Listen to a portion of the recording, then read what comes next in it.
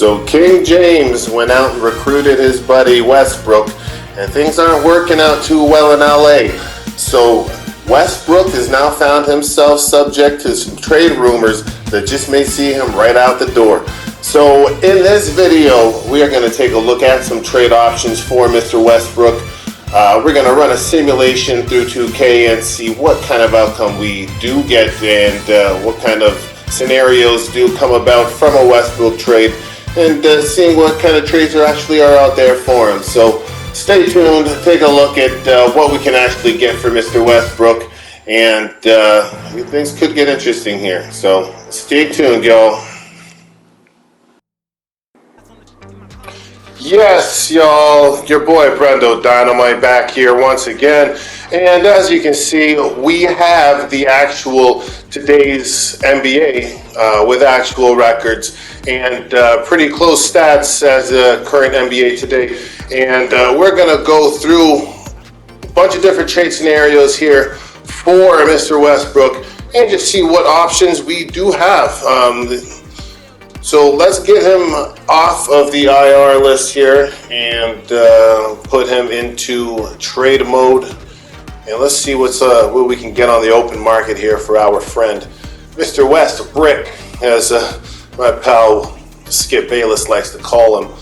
But in any event, I think we're gonna be surprised at what options we get and what offers come across the table, and ultimately be very surprised or not too surprised at all as to where he actually does go. So let's just simulate through last night's game. The Lakers and Mavs. I didn't even check the stats today or anything, so I didn't even see who won that match. But all the same, simulate through here for the rest.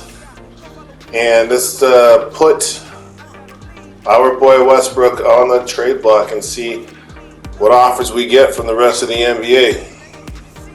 I'm sure we'll get some good ones in there. I'm sure we'll get some crap ones. I'm sure there'll be some that don't make any sense because you know how 2K is. There'll be some that those teams would never be offering those players for them. And I'm going to keep this realistic and only really, acknowledge those ones that are a little feasible and hold some type of potential to the option of this happening in real life. So let's get Westbrook out on there. Now, what do we got? First offer, we got Ben Simmons and Danny Green. Now, that is a logical offer if you ask me. I mean, the Lakers could use him, and Philly could definitely use some type of contribution one way or another, and Westbrook would definitely fill a void that's being left gapingly by the absence of Ben Simmons.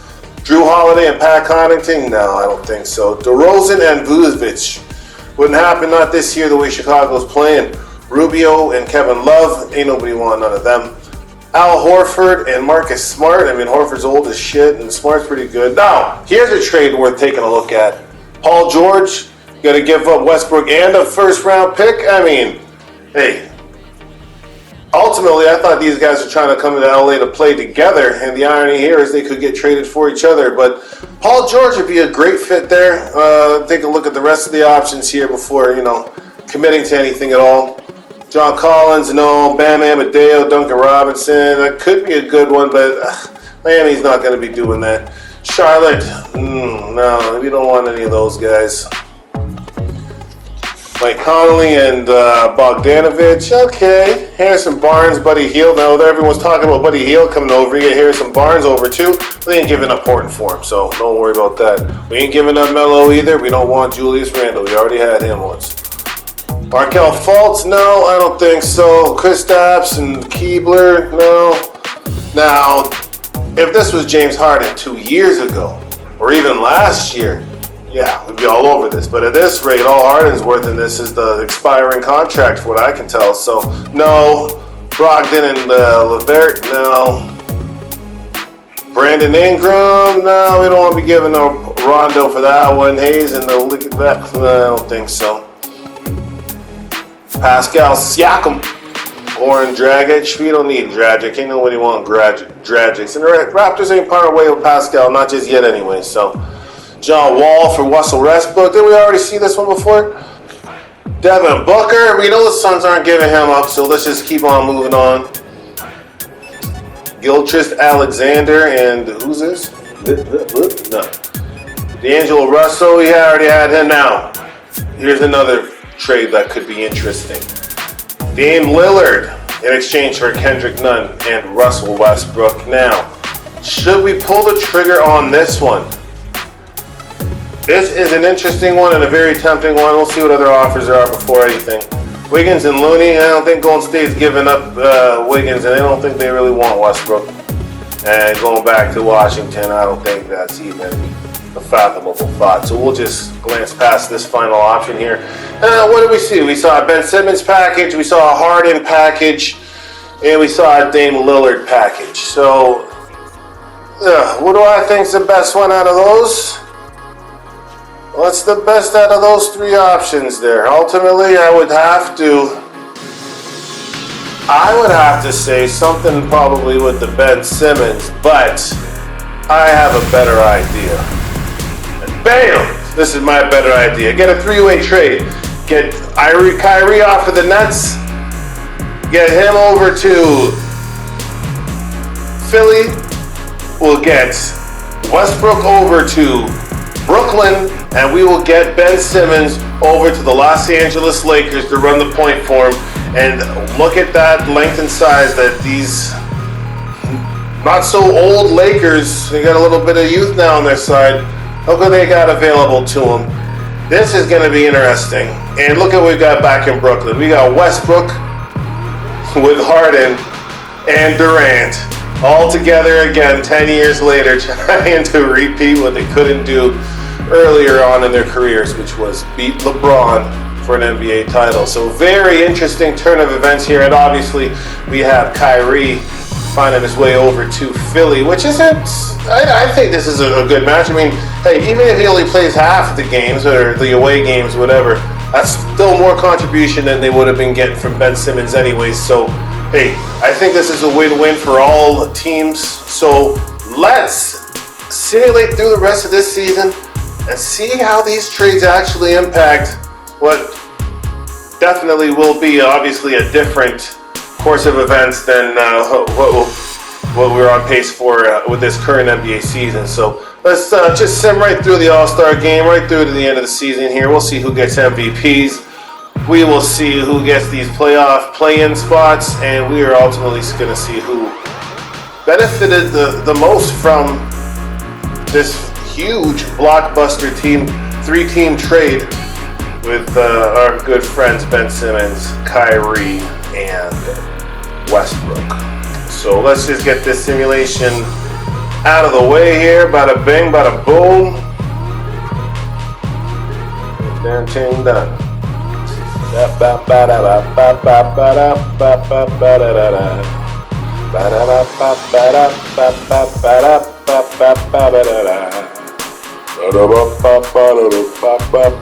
Oh, and we got Jokic, a repeat MVP. Can you believe that? I don't know what happened to Golden State. They must have fallen off. But Defensive Player of the Year, Giannis, Spoelstra, Coach of the Year, the Heat. What?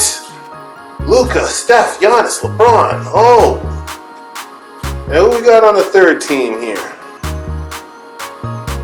LaMelo, Harden, Tatum. What the? This is a very, very interesting turn of events here. So what we got going on in the playoffs? We got Portland, New Orleans, Sacramento. What was that? Denver fighting for the final two playoff spots. And on the East, we got Washington, Atlanta, Toronto, and New York, it looks like. Okay. Now, let's get this underway and let's see who's got something to prove in the end here. Who's going to be holding up this gold? Philly and Brooklyn in an opening round matchup with the two participants in the trade. And who comes out of that? Philly knocks out Brooklyn. Wow. Brooklyn was a heavy favorite. Philly knocked them right out. And now, what do we got here? We have a Lakers and Grizzlies Western Final. Miami, Milwaukee, and Miami to LA. We got a rematch of the 2020 NBA Finals. But there's a major difference in this one. The Lakers got Ben Simmons, and they just swept the Miami Heat to take the NBA championship. And we have some highlights here. You see our good friend LeBron just playing solid defense, swatting that weak shit out of here. And I guess the Lakers are ultimately the beneficiaries of this trade. And I can't say that wasn't obvious on paper, because I mean, anytime you get a 6'10" point guard with Ben Simmons' defensive abilities that you just need to slide in there as your third option, I mean, I think that's perfectly fitted for a player of Ben Simmons' stature. And look at this. LeBron with the eyes. Beautiful feet to AD for the alley-oop as the Lakers celebrating. Confetti is flying. David Stern's, or not David Stern, what am I talking about? Rest your soul, David Stern. David Silver on his way out with that championship trophy. And, you know, I gotta say, if the Lakers do actually manage to get Ben Simmons in a trade this year and get rid of Westbrook, I think what we're seeing right now is exactly what we could be seeing at the end of the year. And it's not easy for me to say that, because I am not a Lakers fan per se. I am definitely not a LeBron fan, but I can't argue with the facts. And right here, we got what we got, and this was the Lakers taking another championship from Miami. And this would be, what, the 5th for LeBron? I'm sure some people's opinions would be changing after that. Look at this guy. I'd be happy too, buddy, if I won any championships. But looks like Anthony Davis won the MVP. You see Ben Simmons there celebrating with the trophy. Oh my goodness. Well, I hope you guys all enjoyed this. You know, it was an interesting road and interesting turn of events, to say the very least. But hey, if the Lakers do pull the trigger and get rid of this guy, we might be seeing that. So don't forget to like, subscribe, share, and boom, we out of here.